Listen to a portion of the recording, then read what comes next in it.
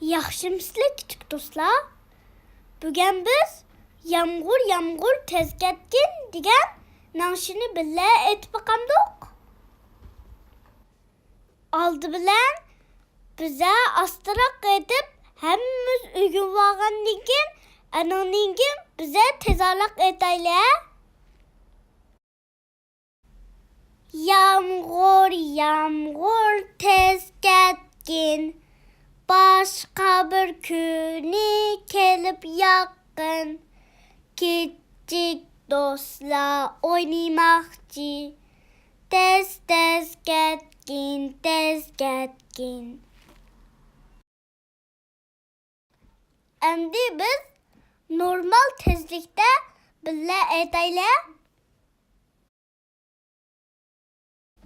Yamغۇr tez ketkin, başqa bir kuni kelip yaghqin, kicik dostlar oynimaqçi, tez-tez ketkin, tez ketkin.